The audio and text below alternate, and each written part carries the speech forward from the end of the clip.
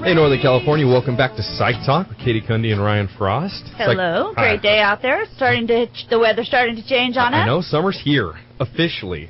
Yes. This is Psychology for Everyday Living. We are in the studio live.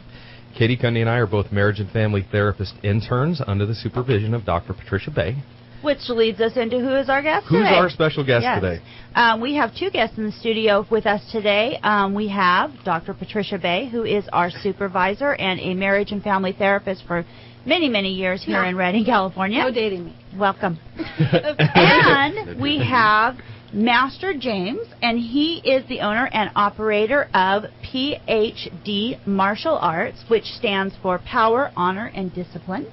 And what we are going to be talking about today is bullying. Bullying. Yeah. It's a huge topic. It's been in the media a lot lately. I know there's been a lot of coverage. There was a lady a young girl who had actually killed herself. Because of bullying. And I think it's something that kids deal with to some degree. Everybody deals with to some degree in their life. Yes. You know? So welcome guests, and we're going to let you introduce and tell us just a little bit about yourself and what you guys do together, because this is they work as a team. And we'll start with that, and Patty, go ahead and explain that a little bit. Okay. Well, my name is Dr. Patricia Bay, and I have a private practice here in Redding, as you two both know, because you work for me, which is great.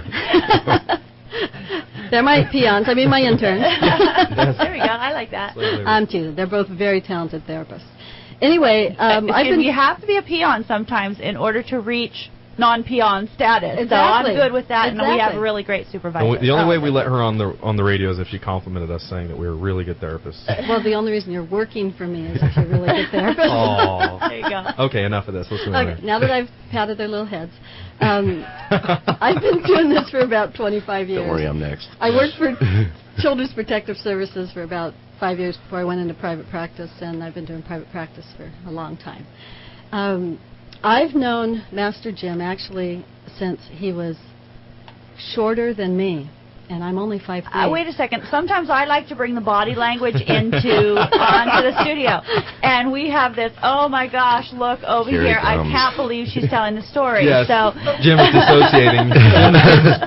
I have stories that would make your hair curl. I watched him be a teenager. I met him when he was you were 10. Okay. Something like that. You were about 10, lived across the street from us down in L.A., and he was a rowdy little kid. Oh, wow. So it wasn't even here in Redding. No, it was down in Northridge. Awesome. And actually, my husband, Richard, who has a black belt in Kung Fu and is very into the art, got Jim started when he was just a kid. And so Jim started going through Kung Fu and rising up through the levels.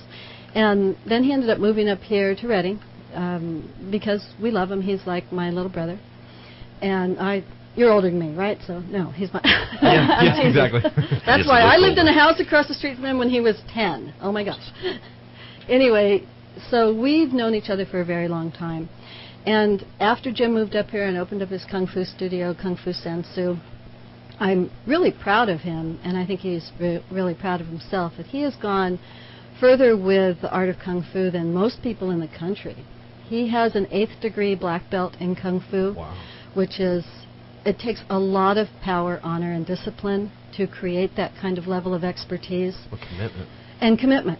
And so what I thought was a really great day was the day that Jim, I have to not call him Jimmy, Master James black belt surpassed Rich's black belt, and he became the master. Oh, it's always cool when, the people that train you, we overcome them. I don't know. That's Maybe that'll happen with us. That's a Buddhist principle. To become, sound in your practice, you have to kill your master. Well, kill or just envy. I knew you weren't going to like that. All right, we want to hear a few words from James, and then we're going to take a break here in a minute. Anyway, he's just done great with his art, and now what I was telling you is how we began working together.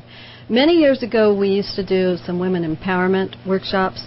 Master James would don the big, puffy Pillsbury Doughboy suit, and we would actually work together to train victims of crime and victims of domestic violence to overcome their fear and how to actually step into protecting themselves. So he would work the art angle, I would work the psychological angle, and we'd do these weekend kind of workshops. And then the culmination was always so cool because he'd don the big puffy red suit, and the women would actually wail on him, which was so therapeutic for them.